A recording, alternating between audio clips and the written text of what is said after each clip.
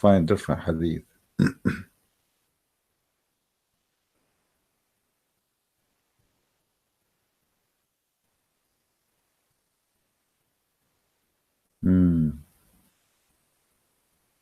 And this is a funny hadith too.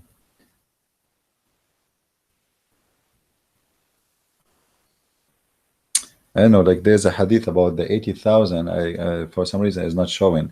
The hadith says that in the heaven of Allah you will have 80,000 female. You know, let me see.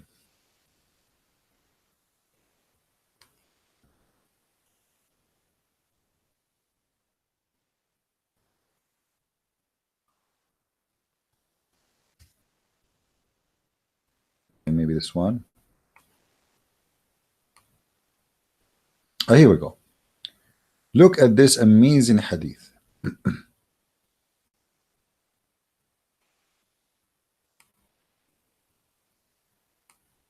The least of the people of paradise in possession is the one with 80,000 servants. I mean, do you see how much Islam provided freedom? They are allowed to own, they've been forced actually to wage war, capture women. Muhammad encouraged them to attack the Romans so they can get the blonde diggers. And now in heaven, this is heaven now. In heaven, you will have 80,000 slaves. That's amazing, so beautiful. This is the truly heaven. In your house, brother, you will have 80,000 slaves. And who are the slaves? Anyone knows? They are boys, young boys. Imagine boys. We will slave boys. How in the world you can do that? If you read with me the verse here, let's see where it says. By the way, guys, I have here a dog. His name is Teddy. He want to say hi. All right, in case you want to say hi to him. He's the enemy of Allah and he's my helper now.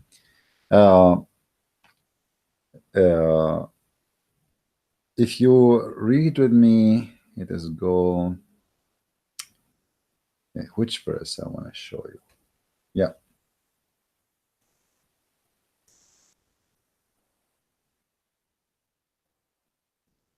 ويطوف عليهم غلمان لهم كأنهم لؤلؤ مكنون. Chapter 52, verse 24. What is this verse saying? And around them, brother, around you in heaven, they will be serving you devoted boys. They are young male servants. They are very, you see here they are saying handsome. You know, it says in Arabic they are white like pearls. They are white like pearls, well guarded. I mean, I cannot wait. I cannot wait to have 80,000 little child serving me as a slave for eternity. This is so beautiful. My heart is being touched. I feel like I'm in heaven already.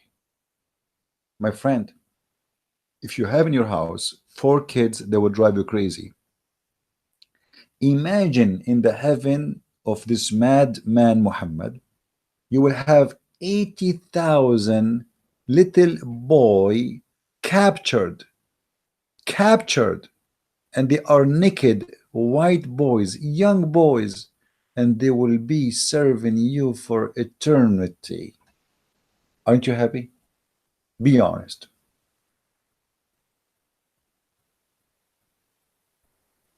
Be honest.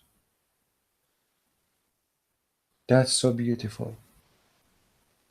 How in the world you can resist such a heaven? And yet in the article you are saying to me, in Islam, you convert to Islam, you will be free. What free? Right now I'm not free anymore, because now you put me in a house. Is not my choice to be there. You decide for me what to wear. It's already known, the fabric, the color, the bracelet I will wear, the couch I will sit in, and the number of the servants and the number of the women I'm going to rape. And you are telling me I'm free?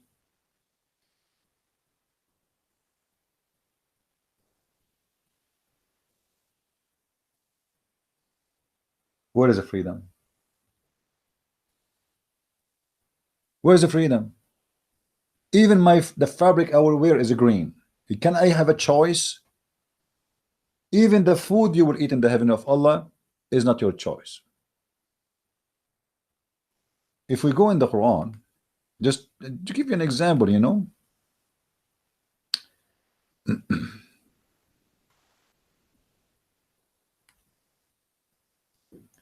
read carefully with me. What I will eat in the heaven of Allah? What is my menu? Do you know that in the heaven of Allah there is only birds barbecue? Yes. لحم طير مما يشتهون.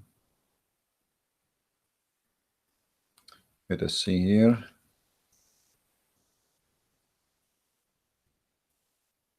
Read carefully with me. Chapter 56, verse number 21. Have you ever heard of a God like this? In this chapter here, actually, it's very funny. I mean, it's really. Here it says, and you will eat from the meat of birds that they may desire. So your menu only birds. It doesn't say chicken. It doesn't say we don't know what birds. Your menu, the meat in the menu is only birds. Where is the freedom? Now we are in heaven, but yet I'm going to eat for eternity only birds meat, chicken. Now I'm in heaven, but I'm going to wear a bracelet Allah He chose for me. Now I'm in heaven, I'm going to wear a green silk clothes for eternity, as if I'm a prisoner, or I am in the mad hospital, where everybody wear a uniform and you have no choice to take it off. Especially in the heaven of Islam, you don't even change the uniform, because according to the Quran, the clothes in the heaven, they will never be ruined, and they will never get dirty, and they will never have wrinkles. So I enter heaven, I wear the green silk fabric for eternity. And in the heaven, I will be addicted to alcohol, and I will be serving by youth who they are very young for eternity. And remember, those youth, they will not bleed, which means they will have sex with me too. And then I am going to be giving cups, and there is in my house there will be flowing fountains. And anyone remember those fountains? What is the fountain in my house? Who remember? Let us see how many of you. What is the time now? Man, the time go fast. It's getting again, guys. I don't want to remind you tonight we will do live broadcast, me and the brother Amir and some other brothers, but we don't know how many there will be, so don't forget to join us. I posted a link for the page of brother Amir, because I might not be able to broadcast on my channel, so you can see it in his channel. So in the info you will see a link, video link for his page, and you can view us later in that page. The fountain of life. Thank you, Narrow Gate. Yeah, you are a German. You really are a German, man. You see, I wish I can say I went to Germany and I found it full of German. I cannot say that no more. I went to Germany and I found it full of non-German. I took the bus. You know, I took a bus. I look in the bus. There's no German in the bus. I'm serious. There's no German in the bus. I think the only German was in the bus. It was a driver.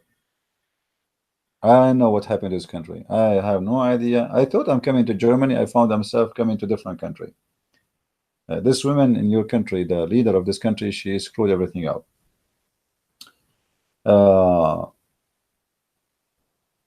Actually, I recorded a video yesterday while I was walking in one of the cities here, you know, around me. I will post it later in YouTube. Now, going back to the fountains. You remember before we spoke about the fountain of youth. You remember that story of the Prophet Al-Khadr? Prophet Al-Khadr mean green. Al-Khadr mean green. And why he was called Al-Khadr, according to Muslims and according to Islam, not to me. because he drank from the fountain of youth, the fountain of youth. And since he drank from the fountain of youth, which you can see an example of it in the movie. It's called the Pirate of the Caribbean. I don't know which part.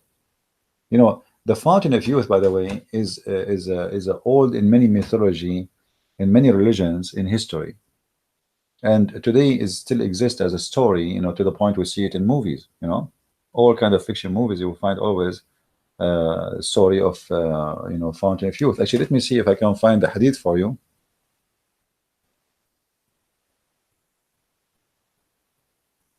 Uh,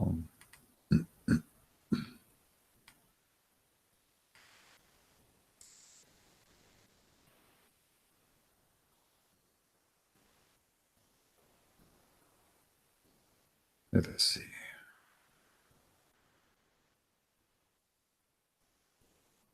Maybe we can find it fast. Let us see. Let me pray to Allah, so maybe I will be lucky. And by the way, guys, right now I'm taking some karate classes. You see, I have some friends, they play karate. Bruce Lee is my friend. And if you ask me why, because right now I see the hadith in front of me where Musa says he did beat the angel of death and he blocked his eye off. This is not out of our topic, but just, we are here. So Allah, he sent the angel of death to Musa's. Abu Hurairah reported, Allah Messenger having said that the angel of death came to Musa and said, respond to the call of Allah, i.e. prepare for death. Now Musa is a very stubborn Jew. Musa's peace upon him gave a blow to at the eye of the angel of death and knocked it out.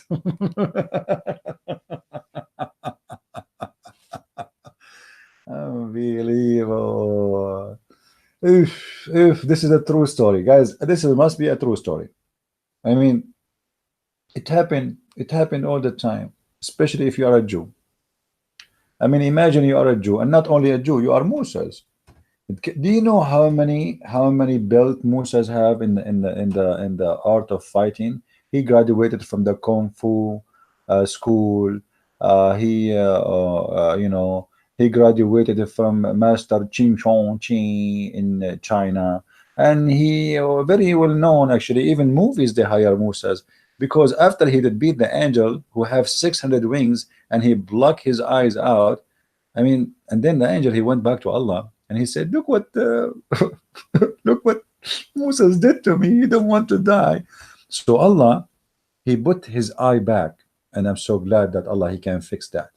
I mean, that's amazing. And you say to me in Islam there's no miracle? The angel went back to Allah, the exalted, and said, "You send me to your servant who does not like to die, and he knocked out my eye." Allah restored his eye in a proper place. I'm so glad it is restored in the proper place. I was afraid Allah will put it in his ass. Excuse my language. I cannot hold myself from being unbelievable. Imagine Allah restored the eye not in a proper place. What do you think is going to be? In his nose? I mean, look how Muhammad is so clear in details that he restored the eye in the proper place. You see how he is so too much into details. It is in the proper place. Now let's go back to the story we were trying to show you. I mean, this is very complicated, man. When are you going to finish the topic? You keep jumping from topic to topic. All right. Where is Ainul Hayat?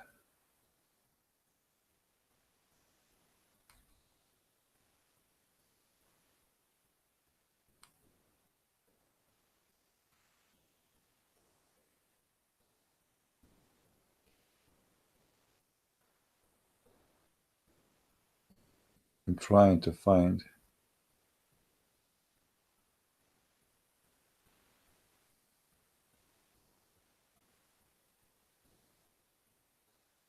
Here we go. In this, here we go. In this hadith here, and this is a Sahih hadith. So don't tell me it's weak. And this is Sahih Bukhari. And this is speaking about Musa trying to find the Prophet Al-Khadr and where he will meet him in the junctions of the two seas. And what is the two seas? According to the Muslim interpretation, that is was the seas of Persia, the Gulf of Persia, which is called today the Arabian Gulf by the Arab, trying to hijack the name, and the Mediterranean. Have you ever heard the Mediterranean meet with the Persian Gulf? How did that happen?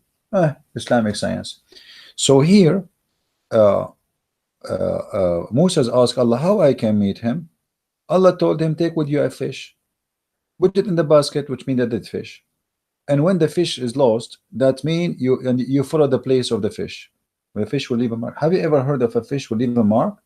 How that can happen? It's in Islam, it happened.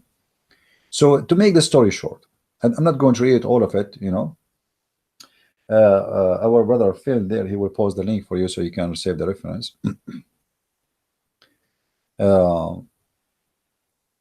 When Moses arrived to a spring called Ainul Hayat. Ainul Hayat means the spring of life. The one you call it in the movies, the youth. You stay always alive, you stay always youth. So the fish touched the water, as you see here, and none come in it and touch its water but became alive. Do you see it? This is a true story. This is not from the Caribbean movie. No, this is the one. And who is the one telling the story, guys? Show respect, please.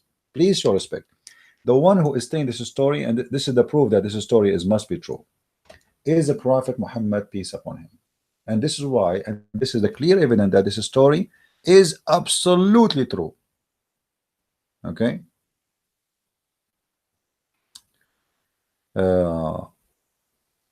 You see here it says, so whoever touch Ainul Hayat, the water, you know, will make that thing alive. So some of the water of that spring fell over the fish, so it moved and slipped out of the basket and entered the sea. When Moses woke up, he asked his attendant, bring our early meal, which means the fish. But why you want to eat the fish, man? Allah, he told you to save it.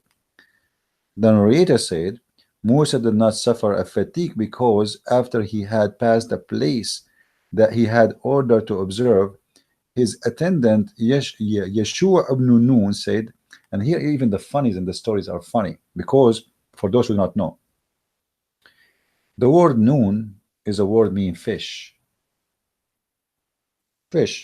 or a whale, you know. So Yeshua ibn Nun, his name Yeshua, the son of a fish. Do you remember what happened when etc. Anyway, so the story here, the purpose for me to mention this story,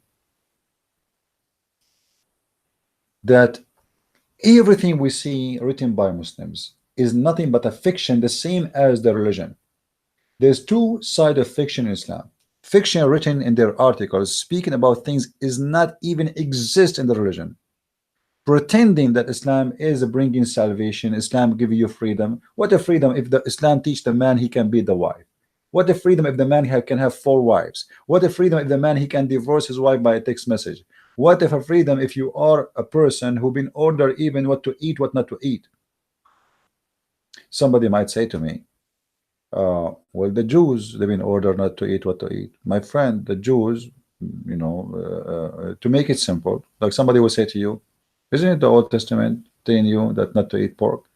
The pigs that, you know, the pigs, they grow in the field and they eat whatever in their way, including the people. So people, they have sword fight, people die in the street, pigs, they eat them, and you eat the pig, you eat, you know, you can carry a disease, and you can even carry something, or someone who did animal who even ate a human being. So everything have a reason, but this is not about I am forcing you, I am advising you. You see, when the law of Moses is practiced by the Jews, many of the Jews don't even understand what God is trying to say to them, to the point when Jesus was helping some people, they said to him, you know, even like his disciple, as an example, they were eating or gathering some food in the Sabbath. The Jews, they said to them, your men, look at your men, They are working in Sabbath. They are gathering food in Sabbath. What Jesus said? Sabbath was made for the man, not the man made for the Sabbath. So all the teaching of the Old Testament is about for your benefit, not to force you.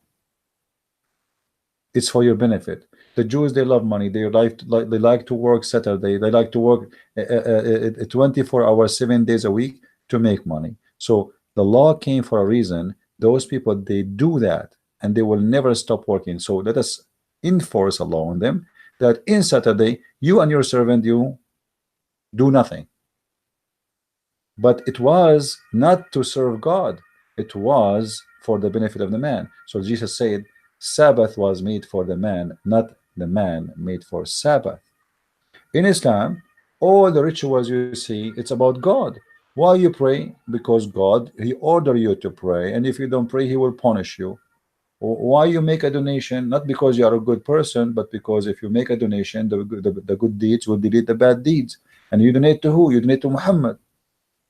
All the donations spoke of Islam. It's about Muhammad making money, not about donating to someone today. You see, Muhammad did not make donation for others. He was alive at that time, and he want people to donate to him. And by the way, we have a donation link if you like to donate, and we accept earring and rings as Muhammad used to do to women. He scared the hell of them, and he scared them to the point he forced them to give their rings and their earring. If you remember, and we mentioned this hadith not just last week, I think, you know, like we do not need to repeat it again and again. So in this cult, I never saw people who make false articles promoting false ideas is not even exist, not even close in the religion. Look here with me.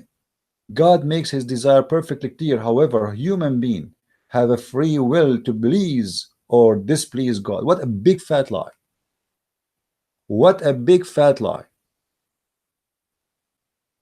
Isn't it Muhammad being ordered to kill all mankind until they convert to Islam? To kill, not only to fight, because fight here is about fighting by the sword, and sword kill, not fighting by words or debates. Look how they lie to you. Read with me.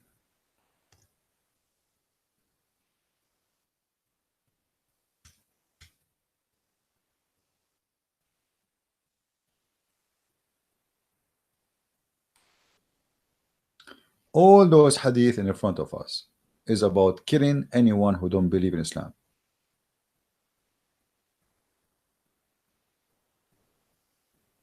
Oh, and the condition is not only to convert to Islam. Read carefully with me, please. It's not enough even to convert to Islam not to be killed, because you might convert to Islam and still be killed. Because, read with me carefully, free will? Are you kidding me? What a big fat liars you are, the one who made this article, trying to deceive those naive Western, African, Asian people. Allah Messenger said, and the one is talking here is Allah Messenger, not a Christian prince. And this is Sahih al-Bukhari. This is a true, authentic hadith said by Muhammad, and the reference in the front of your eyes. Read it please with me. Allah Messenger said, I have been ordered to fight the people, all, not the limit. Till what? Till they stop fighting me? No. Stop attacking me? No. Until they have peace? No. Till they say. So what is the condition to stop fighting the people? Is the following. Number one, you say what? You say the Shahada. And then you say, after they say so, they have to pray like we pray. It's not enough. You're not done yet. Now you say Shahada. This is the first step. The second step is you have to pray as we pray. Otherwise, I will kill you still. And not only that, even if you pray, you have to pray facing our Qibla, which means direction of the Qibla. And not only that, facing the Qibla is not enough still not to slaughter you. You have to slaughter as we slaughter, which means slaughter meat and food as we eat. And then, and only then, their blood and the property will be secured. From who? From us. So how you say to me, a free will, and you are free, and whoa, what is that, man? Do Muslims have a shame when they make those articles? You see, when Muslims write those articles, I don't know who you are, the one is listening. Many of you, they listen to me always, and many of you are in you. Muslims don't respect you. And the proof is in front of your eyes. Article is full of lies. They think you are a fool. They think by an article they can fool you and make you believe in such a garbage. Which one we will believe? What Muhammad said or what an article said? They lie to us. They say Islam always attack those who attack us. Read carefully with me. I've been ordered to attack, to kill all mankind until they do the following and the following and the following. And if they do that, even after they do all of this, if they break any of my conditions, I will kill them. Look what it says. Will be secure to us and will not interfere with them except if they broke what is legal in Islam. So even if you convert and you pray and etc., if you do something not what is legal, you leave Islam. You don't pray like them. You don't stutter like them. If you break any of those, you will kill you. This is why some stupid Western, like Muhammad James White, if you know him, the stupid Muhammad James White, who claimed to be a Christian priest or minister, he keeps saying that ISIS is not Islam. But this is Muhammad. Is Muhammad ISIS? Muhammad saying, if you don't pray to the Kaaba, we kill you. If you don't pray, we kill you. If you don't slaughter like we slaughter, we kill you. If you don't pay zakat, we kill you. So what do you mean ISIS is not Islam? In order to say ISIS is not Islam, you have to say Muhammad is not Islam too. And ISIS, they practice exactly as Muhammad said. Read with me here. This is different hadith, different reference, and it is authentic too. All right, read carefully. It's the same story. The messenger of Allah have been ordered to fight the people until they testify that there is none to worship but Allah, and Muhammad is the messenger of Allah, to say shahada, and until they establish the salah and pay the zakat. You have to pay him money too. It's not enough. Actually, there's a war. It's called the war of apostate. You can go and search it right now. Abu Bakr, he waged a war because people, they refuse to pay zakat. It's about money. By refusing to pay zakat, you are considered to be an apostate. As simple as that. Your blood is free. And Abu Bakr, he said, I swear by Allah, I'm going to wage war on them, even if the zakat was a price of a goat, little goat. They have to pay me, because Islam is only about money and sex and power. So if they do that, if they have that, then they will gain the protection from me for their lives and their property. Muhammad is a demon. Muhammad is a gang. Muhammad is the mafia. You see those mafia movies where they come to a store, they say, we give you protection, pay us. This is the jizya. Actually, the mafia business was learned by the people of Malta and the Italian because of the Islamic invasion to Europe. When the Arab was kicked out, the criminals took over and they practiced what the Arab used to do. The Arab, they used to collect the jizya. They force you to pay them as a protection. So we kick the Arab out, the Muslims out, and then we get the mafia criminals taking over the business because they learn from the Muslims how to do this gang business. And this is Muhammad, the gang leader. And yet in the article they say to us, you are afraid to believe or not to believe. I don't know if I want to continue talking. It's going to take me 2 days to finish this topic, but I think we made the point, and the point is so clear that this cult is a very disgusting, and deception is a way of life in Islam. I never saw anyone believe in any religion, regardless if it's a cult or not, lie as someone as he believe in Islam. They have no shame to lie.